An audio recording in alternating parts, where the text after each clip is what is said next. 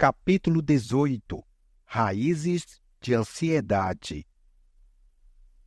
Faz parte da natureza humana a manifestação de sentimentos que se evidenciam por causa de ameaças, perigos, incerteza do desconhecido ou pela perspectiva de algum sofrimento. Uma espécie de atributo da natureza humana que se manifesta para a preservação da vida. Habitantes das selvas, por exemplo, pelo receio de serem atacados por animais selvagens, buscam espaços de proteção e segurança. Esse cuidado pode ser transformado numa obsessão e medo patológico. A isto podemos denominar de ansiedade, mas a ansiedade pode manifestar-se também como um problema causado por distúrbios físicos ou orgânicos. Neste caso, o mais recomendável é entendê-la como sinalização da necessidade de um tratamento médico. No discurso de Jesus, a ansiedade não está sendo vista como uma doença física, e sim como uma forma de encarar a vida diante das mais variadas situações, demonstrando a nossa falta de confiança em Deus. Um mesmo evento ou situação real pode provocar ansiedade para uma pessoa X e não representar absolutamente nada para outra pessoa Y. Portanto, o estado de segurança e tranquilidade do discípulo não depende exclusivamente do problema externo. Depende muito mais da confiança ou não em Deus. Por isso mesmo, preferi utilizar o termo preocupação, assim mesmo, para indicar ocupação antes, em vez de ansiedade, numa demonstração clara de que é possível confundir ansiedade enquanto patologia, com preocupação. Esse estado de incerteza e insegurança quanto ao futuro ou quanto às questões básicas da sobrevivência. Jesus desafia os discípulos a desenvolverem uma condição interior de total confiança e dependência de Deus. Eles precisam escolher entre Deus e as riquezas. Necessitam fazer a escolha entre ter olhos bons ou olhos maus, paradigmas que iluminam e dão lucidez à vida ou paradigmas perversos e insensatos. Se você deseja centrar a sua existência nas questões básicas da vida, se precisa ser animado a confiar mais em Deus e a desfrutar intensamente de cada momento concedido por Deus, vamos juntos acolher as sugestões contidas neste capítulo. A ansiedade gerada pelas riquezas. Não acumuleis para vós outros tesouros sobre a terra, onde a traça e a ferrugem corroem, e onde ladrões escavam e roubam. Mas ajuntai para vós outros tesouros no céu, onde traça nem ferrugem corrói, e onde ladrões não escavam nem roubam. Porque onde está o teu tesouro, aí estará também o teu coração. Mateus 6, 19-21. Ninguém pode servir a dois senhores, porque ou há de aborrecer-se de um e amar ao outro, ou se devotará a um e desprezará ao outro. Não podeis servir a Deus e às riquezas. Mateus 6, 24. Há outros tesouros dos quais precisamos nos despojar. Como vimos no texto anterior, prestígio, reconhecimento dos outros, publicidade pelo utilitarismo da espiritualidade podem ser considerados também tesouros terrenos. Pensando desse modo, uma atividade espiritual pode ser manipulada para interesses essencialmente terrenos. Mas, a partir do versículo 19, Mateus inclui nos ensinos de Jesus a relação dos discípulos com os bens materiais, pois, assim como a espiritualidade pode ser usada de forma utilitarista ou mercantilista, o acúmulo de bens materiais pode ser usado para justificar um tipo de espiritualidade que, na maioria dos casos, não tem relação alguma com os ensinos de Jesus. A riqueza é, das formas de idolatria, uma das mais sutis e tentadoras. Diferentemente dos modelos primitivos de idolatria, em que os ídolos são materializados em objetos de gesso, madeira, etc., O ídolo da riqueza é invisível. Promete bens materiais, esperanças, estabilidade e segurança e, em muitos casos, chega a confundir-se com a ação invisível do Deus das Escrituras. O discípulo precisa discernir e fazer uma opção entre Jesus de Nazaré e o ídolo de mercado. Há muitos sacerdotes atendendo aos apelos do ídolo de mercado pelas vantagens oferecidas por esse tipo de negócio. No Evangelho, o discípulo é desafiado a viver com Deus pela obediência e serviço ao próximo. Palavras como despojamento, sacrifício, humildade, simplicidade fazem parte dos códigos que interpretam o conteúdo da proposta de Jesus. Mateus mantém para a não acumulação de bens o mesmo princípio usado anteriormente no pedido pelo pão de cada dia. Não se estimula a acumulação de bens, por um lado, por causa da transitoriedade destes. São corroídos pela traça e a ferrugem. Por outro lado, devido à ansiedade e cuidado que os bens estimulam, estão sujeitos ao roubo e ao saque. Aliás, ansiedade passa a ser o tema do discurso logo em seguida.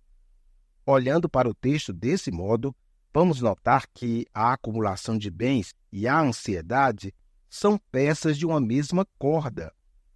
Não há como não se fazer, de imediato, uma ligação com a frase seguinte: porque onde está o teu tesouro, aí estará também o teu coração. Versículo 21. Imagine, então, como não fica o estado emocional de um coração cuja mente está envolvida com tesouros que se desgastam tão rapidamente e com tanta facilidade. A ansiedade gerada pela riqueza tem vários motivos. A riqueza gera uma ansiedade sem controle pela acumulação de bens. Assim como os alcoólatras não se contêm sem ingerir álcool e os glutões não controlam o apetite, os ricos não se saciam com a fictícia necessidade de possuírem sempre mais e mais. Há neles uma espécie de compulsão para ter. Toda relação e toda amizade baseiam-se na possibilidade de lucro financeiro. A aproximação das pessoas está fundamentada no paradigma do lucro. O amigo é amigo enquanto instrumento para a facilitação de ganhos, e o incômodo é ter por perto alguém que possa parecer uma ameaça ou um ponto neutro em relação ao lucro. Desse modo, quem tem a riqueza como ídolo não consegue olhar para as pessoas como gente, senão tão somente como objeto de sacrifício ao ídolo. A família é vista não como uma comunidade de amor, mas nela cada membro é um trabalhador com potencial de possibilitar mais ganhos materiais. A igreja é apenas o espaço religioso para garantir a interferência da divindade em torno dos interesses econômicos. Quem vive com o coração nesse tipo de tesouro sofre a ansiedade de não curtir relacionamentos, amor, paixão, sensibilidade.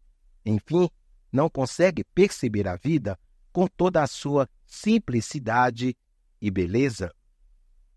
A ansiedade pela insegurança e instabilidade das riquezas. Os bens materiais são por si mesmos vulneráveis ao roubo, ao fogo e ao desgaste, além das mudanças no mercado, as variações nas leis de procura e oferta, etc. Por conta desses fatores, os que confiam no milagre das riquezas vivem inseguros, inquietos, ansiosos. Quem confia em coisas não tem como manter a durabilidade de sua confiança. Primeiro, porque as riquezas não podem garantir as reais aspirações e sonhos mais puros dos seres humanos. E depois, porque as riquezas, à semelhança dos demais ídolos, não possuem vida própria e facilmente desencantam seus seguidores, que, submetendo-se à instabilidade do mercado, vivem de maneira infeliz. A ansiedade pela crença mitológica no dinheiro. Onde estiver o tesouro, aí estará também o coração do devoto. Quem ama o dinheiro não é somente aquele que o possui, há gente sem dinheiro cuja esperança está em algum dia possuí-lo. Os ricos, em geral, são mais suscetíveis a adorar o ídolo de mercado, mas, da mesma forma como há ricos despojados, mesmo que raramente, há também pobres com uma mentalidade materialista e, por isto, mais amantes da riqueza do que de Deus. Além do mais, a riqueza é também um indicativo dessa esperança mitológica em que se deposita mais confiança nas coisas do que em Deus. Quem serve ao ídolo do mercado acredita no falso potencial de que este ídolo pode produzir segurança, estabilidade, prazer, que não é verdade. Muita gente rica, mesmo que cercada de guarda-costas, equipamentos de proteção e tudo mais, vive sem o mínimo de segurança. Aliás, estes artifícios de segurança já são uma denúncia de insegurança, instabilidade e ansiedade de quem confia nas riquezas. Os discípulos são despojados de tudo, portanto, menos suscetíveis à ansiedade. O que possui um pobre de espírito para viver com ansiedade? Ansiedade por quê? Se não tem a expectativa de acumular bens? Se não sente necessidade de prestígio? Se não é ávido por poder? Jesus orienta seus discípulos a confiarem exclusivamente em Deus. Chama-os a um compromisso de despojamento pleno. Ele toma como exemplo as aves do céu e os lírios do campo, espécies naturais inferiores aos seres humanos e que, mesmo assim, desfrutam do pleno cuidado de Deus. Então, o que de fato faz a diferença para o discípulo não é o ser vazio de tudo. Ele vive seguro como um monte inabalável, uma rocha fincada, um lago sereno, por sua total dependência de Deus. Confia em Deus e por isso desfruta a vida com leveza. Ele busca em primeiro lugar o seu reino de Deus e a sua justiça. E confia que as demais coisas serão acrescentadas. Assim, o discípulo não vive ansioso, não somente por renunciar à riqueza, mas, acima de tudo, por confiar inteiramente no cuidado amoroso do Pai. No comentário dos versículos 25 a 34, voltaremos a este assunto. A ansiedade gerada pelas janelas do coração. São os olhos a lâmpada do corpo. Se os teus olhos forem bons, todo o teu corpo será luminoso. Se, porém, os teus olhos forem maus, todo o teu corpo estará em trevas. Portanto, caso a luz que em ti há sejam trevas, que grandes trevas serão. Mateus 6, 22 e 23. Os olhos são as janelas que nos põem em contato com o mundo. Estima-se que 80% de tudo que o nosso cérebro armazena é acumulado através da visão. Os olhos usufruem de uma certa superioridade em relação aos demais órgãos dos sentidos. Como exemplo, é só observar que, se precisamos ouvir uma música, às vezes necessitamos fechar os olhos para manter a concentração na audição. Várias práticas que necessitam de concentração mental são realizadas com mais eficácia quando feitas de olhos fechados.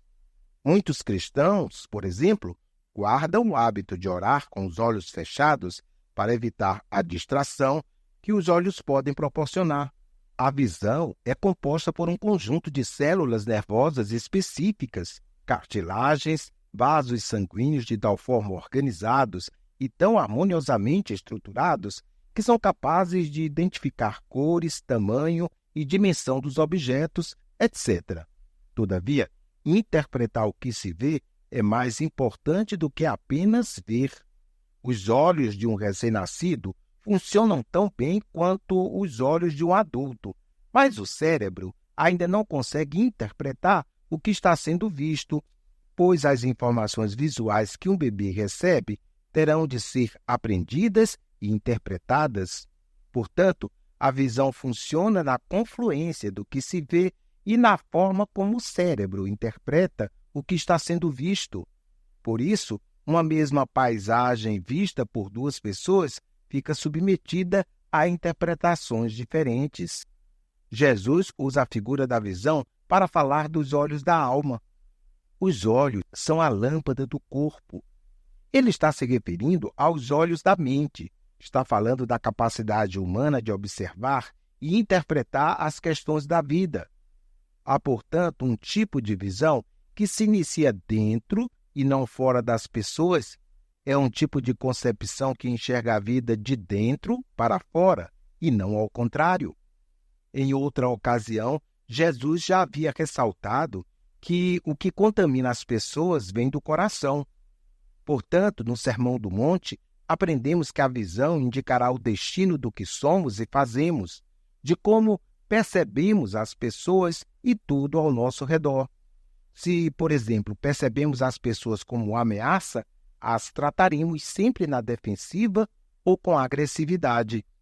Se as percebemos como miseráveis e dependentes, seremos tentados a agir com espírito paternalista, de superioridade e dominação.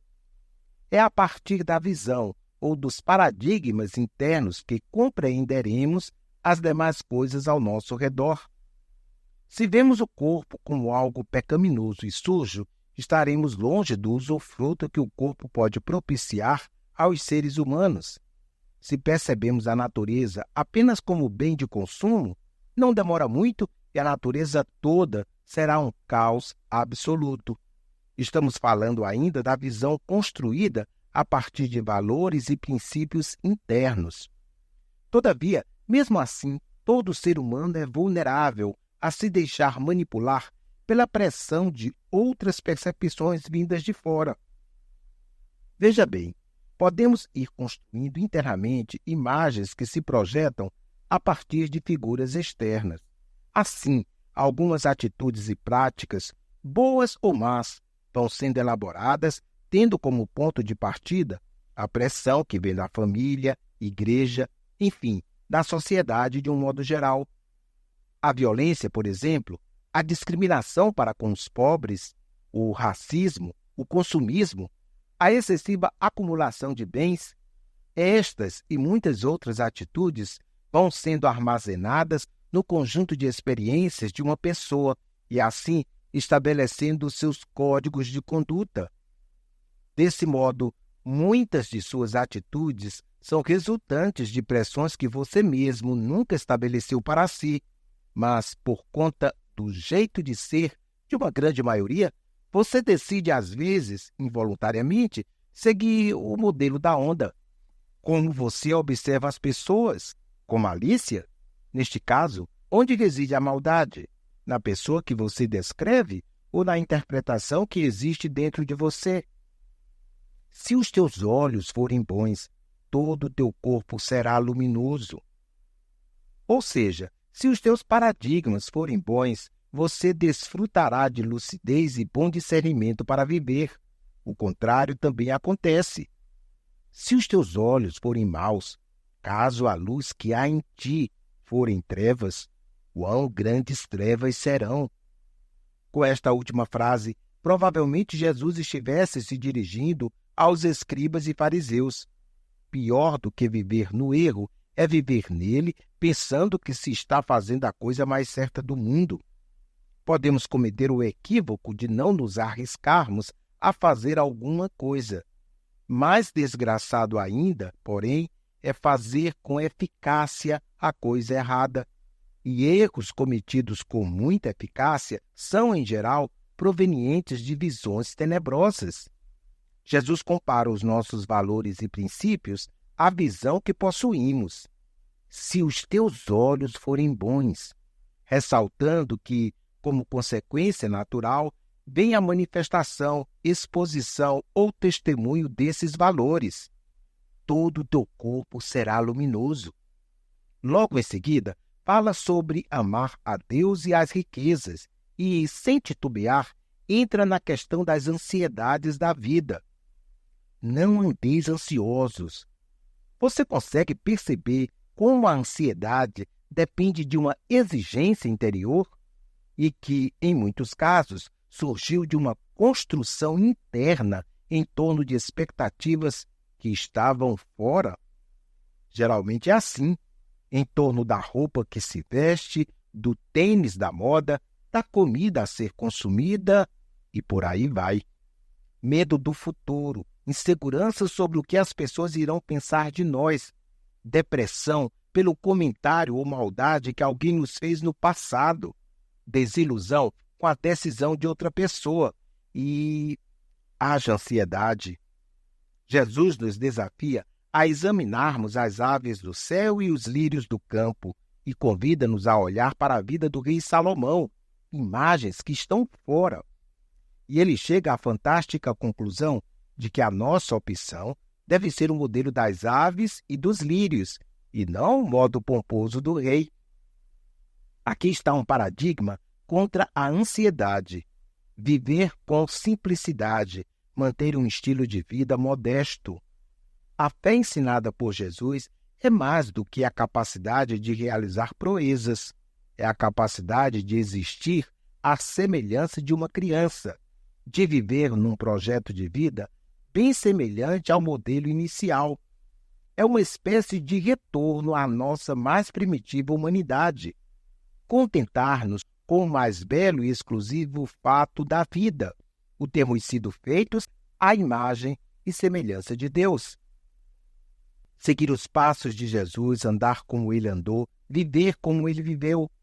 Em termos de estilo, significa recomeçar a vida numa manjedoura, viajar em jumentinho, optar pelo jardim, assumir a cruz como norma e conduta, um jeito de amar e construir a pacificação. Espero que você entenda que jumentinho, jardim e cruz estejam representando, respectivamente, o modelo singelo, romântico, espiritual e, ao mesmo tempo, sacrificial e comprometido de encarar todas as dimensões da existência humana. Quem tem uma identidade igual à de Jesus não vive ansioso sobre o que irão dizer se, por exemplo, eu for lavar os pés de outras pessoas, nem se porventura for encontrado conversando honestamente com uma senhora de vida suspeita. Ele se vestia de maneira simples, andava com publicanos e pecadores, e não estava preocupado com as avaliações que faziam dele. Jesus se contentava em ser plenamente gente e, indubitavelmente, sarado de qualquer ansiedade. Seus olhos eram bons. A ansiedade pode ser um mau hábito, e para erradicá-la, precisa-se de confiança em Deus, descanso no cuidado dele. Mas se requer também exercício, esforço, vigilância. Enfim, conversão, transformação na forma de ver as coisas, mudança de paradigma. E Jesus dá algumas sugestões extremamente simples para erradicar as nossas ansiedades. Adeus à ansiedade. Por isso vos digo, não andeis ansiosos pela vossa vida, quanto ao que haveis de comer ou beber, nem pelo vosso corpo, quanto ao que haveis de vestir. Não é a vida mais do que o alimento, e o corpo mais do que as vestes? Observai as aves do céu, não semeiam, não colhem, nem ajuntam em celeiros. Contudo, o vosso Pai Celeste as sustenta. Porventura, não valeis vós muito mais do que as aves? Qual de vós, por ansioso que esteja, pode acrescentar um côvado ao curso da sua vida? E por que andais ansiosos quanto ao vestuário? Considerai como crescem os lírios do campo, eles não trabalham nem fiam. Eu, contudo, vos afirmo que nem Salomão, em toda a sua glória, se vestiu como qualquer deles. Ora, se Deus veste assim a erva do campo, que hoje existe e amanhã é lançada no forno, quanto mais a vós outros, homens de pequena fé. Portanto, não vos inquieteis, dizendo, que comeremos, que beberemos, ou com que nos vestiremos? Porque os gentios é que procuram todas estas coisas, pois vosso Pai Celeste sabe que necessitais de todas elas. Buscai, pois, em primeiro lugar o seu reino e a sua justiça, e todas estas coisas vos serão acrescentadas. Portanto, não vos inquieteis com o dia de amanhã, pois o amanhã trará os seus cuidados. Basta ao dia o seu próprio mal. Versículos 25 a 34. Olhar e aprender com a simplicidade da natureza. A ênfase está na forma de se vestir das aves e dos lírios. A aparência exposta deve indicar uma disposição interior singela. Jesus recomenda que façamos das aves do céu e dos lírios do campo o nosso exemplo, contrariando desse modo o modelo palaciano do rei Salomão. Deus cuida das aves e dos lírios, quanto mais de nós, homens e mulheres de pequenina fé. O enfoque está na singeleza dos pássaros, dos vegetais, mesmo que irracionais. A glória de Salomão, seu poder, fama e riqueza, não excede a grandeza, a beleza e a simplicidade dos pássaros e dos lírios do campo. Jesus mesmo assumiu o modelo ensinado aos discípulos. Foi um rei diferente dos demais. Não teve como referencial os monarcas ou os tiranos. Muito pelo contrário, por opção nasceu em Belém Efrata, cidade pequena demais para figurar entre outras de Israel. Miqueias 5:2. Nasceu numa família extremamente pobre.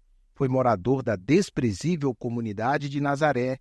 Fez entrada triunfal em Jerusalém montado num jegue.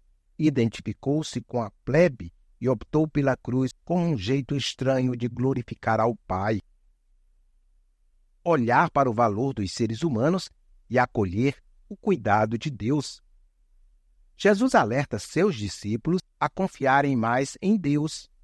Jesus consolida sua palavra com duas afirmações. A primeira diz respeito ao valor do discípulo. Vocês valem muito mais. Somos a glória de toda a criação de Deus.